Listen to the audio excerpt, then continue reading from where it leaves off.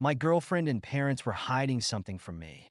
Now, the truth came out. I walked away from all of them. I'm 27, and life's always been pretty good to me. I try to stay positive and find humor in everything, something I definitely got from my parents.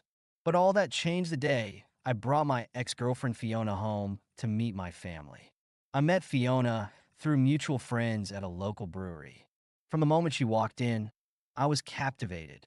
She had this magnetic energy about her, the kind that drew people in effortlessly. Her laugh was infectious, and she had a way of making everyone feel like they were the most interesting person in the room. As an introvert myself, I was amazed by how easily she could connect with anyone and everyone. Our relationship progressed quickly. We shared similar interests in indie movies and obscure bands, and she always seemed genuinely interested in my work as a software developer. Every date with her felt natural, like we'd known each other for years instead of months. Looking back now, I should have realized it was too perfect, too smooth. But when you're falling in love, you tend to ignore the red flags. After 6 months of dating, I decided it was time for Fiona to meet my parents. They lived in another state, about a 3-hour flight away in the small town where I grew up. My parents had always been incredibly welcoming to everyone I brought home. They ran a successful small business in town and were known for their warm hospitality. I'd brought home girlfriends before, and my parents had always been nothing but kind and supportive. I mentioned Fiona to them a few times over our weekly video calls, and they seemed excited to meet her. My mom even asked what kind of food Fiona liked, so she could prepare her favorite dishes. That's just the kind of people my parents were, always going the extra mile to make others feel welcome. Fiona and I flew out to my hometown. We checked into a hotel near my parents' house, and Fiona seemed excited, if a bit nervous. I assured her there was nothing to worry about. My parents were the easiest people in the world to get along with. But the moment we arrived at their front door, everything changed. When my parents opened the door, their usual warm smiles froze on their faces. More surprisingly, Fiona's typically confident completely vanished. The air became thick with tension, and I felt like I was missing something obvious. The dinner that followed was excruciating. My mother tried to break the ice, her voice unusually high-pitched. So, Fiona, James tells us you work in marketing? Yes, Fiona stammered, pushing food around her plate. Digital marketing. Interesting, my father said, his eyes never leaving her face. How long have you been in that field? About 5 years now. 5 years. My father's fork clinked sharply against his plate. That's quite a coincidence. I glanced between them, confused by the underlying tension. Dad, what do you mean? Nothing. Nothing at all. He forced a smile, just making conversation. My mother jumped in with another attempt at small talk. And you've never visited our little town before, Fiona? Fiona's knuckles went white around her water glass. No, never. It's very charming. Really? My mother's voice had an edge I'd never heard before. You look familiar somehow. I just have one of those faces, Fiona replied quickly. Too quickly. Before we'd even finished dessert, Fiona abruptly thanked my parents and practically dragged me out of the house. Back at the hotel, she locked herself in the bathroom, and I heard the unmistakable sounds of her throwing up. When I asked if she was okay, she insisted it was just food poisoning. The next morning, I woke up to an empty hotel room and a text message. Not feeling well. Headed home early. You should stay and enjoy time with your parents. We'll talk when you get back. I was concerned, but figured she must have been really sick to leave without saying goodbye in person. I moved back to my parents' house for the remainder of the trip, but things fell off. My parents, who usually couldn't stop asking about my girlfriends, seemed to avoid discussing Fiona. I caught them both constantly checking their phones, quickly hiding their screens whenever I walked by. When they did ask about Fiona, their questions felt forced, almost rehearsed. Over the next few days, I tried repeatedly to contact Fiona. My calls went straight to voicemail, and my texts received no response. After 2 days of silence, I decided to cut my trip short and head home to check on her. That's when things started getting weird. The day after I returned, I drove past Fiona's apartment building and saw my father's car in the parking lot. I did a double take. There was no mistaking his distinctive vintage Mustang. But how did he even know where she lived? I'd never mentioned her address to my parents. When I confronted Fiona, I just saw my dad. Did he come over here? She denied immediately, no, he's not. Maybe you got the wrong person. But her hands shook as she spoke, and she couldn't meet my eyes. A few days later, I spotted my mother meeting Fiona at a cafe across town. Again, Fiona denied it when I asked her about it. The truth finally started unraveling during a conversation with our mutual friend, Alex. Fiona must be happy to be back in your hometown, they mentioned casually. She always talked about how much she loved it there. I felt my stomach drop. What do you mean? That was her first time visiting. Alex looked confused and pulled out their phone. No way, she's been there tons of times.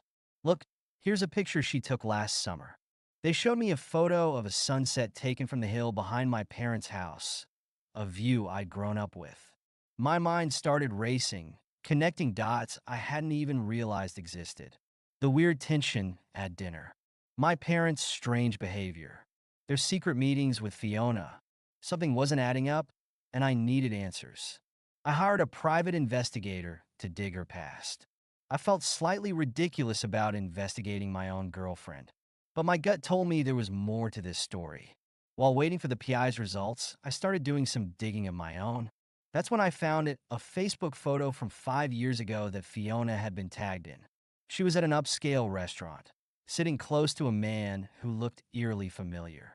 My blood ran cold as I realized why. It was my father. The PI's report arrived a few days later, and it was worse than I could have imagined. Over the past 6 years, Fiona had been involved in a pattern of relationships with wealthy individuals, always ending in large money transfers before things fell apart. Among her past relationships were two that stood out: a middle-aged businessman who owned a chain of successful small businesses, and a woman who ran a popular local restaurant. My parents, they had each dated Fiona at different times, neither apparently aware of her connection to the other. Each relationship had ended when they discovered she was seeing other people, but not before they'd given her significant amounts of money. I felt physically sick.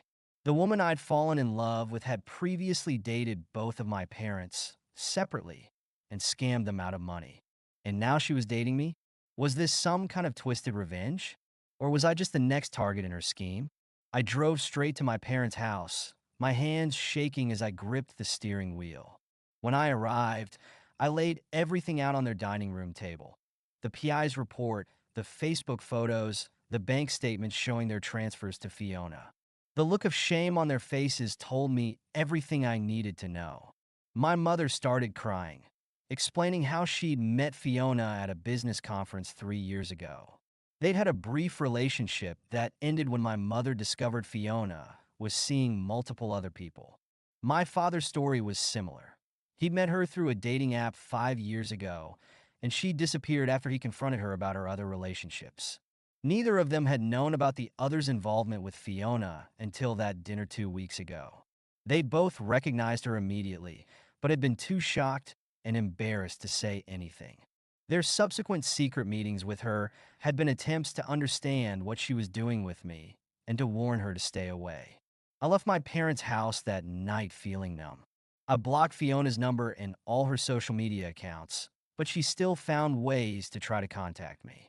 She left voicemails claiming she could explain everything, that she'd changed, that what we had was real. I didn't believe a word of it. The hardest part was dealing with my parents. While I understood they were victims too, I couldn't get past the fact that they'd hidden the truth from me. They should have told me the moment they recognized Fiona. Their shame and embarrassment had allowed this situation to continue far longer than it should have. In the end, I decided I needed a complete fresh start. I quit my job, packed up my apartment, and moved to a different state where nobody knew me. I needed space to process everything that had happened and to rebuild my life without the shadow of this bizarre triangle hanging over me. It's been 6 months since then. I'm slowly starting to date again, though I'm much more cautious now. I've had minimal contact with my parents, just enough to let them know I'm safe. Maybe someday we'll be able to move past this, but for now, the distance feels necessary. As for Fiona, I heard through mutual friends that she's moved on to her next target. Sometimes I'm tempted to warn them, but I know they wouldn't believe me. The story is too incredible.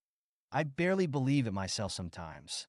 The whole experience has taught me that you never really know someone, no matter how well you think you do. People can surprise you in the worst ways possible. But it's also taught me about resilience, about the importance of trusting your instincts, and about the strength it takes to walk away from toxic situations, even when they involve the people you love most. I'm still healing, still processing, still trying to understand how I missed so many red flags. But I'm also growing stronger every day, learning to trust myself again, and slowly building a new life where I get to write my own story, one that doesn't include manipulative ex-girlfriends or complicated family dynamics.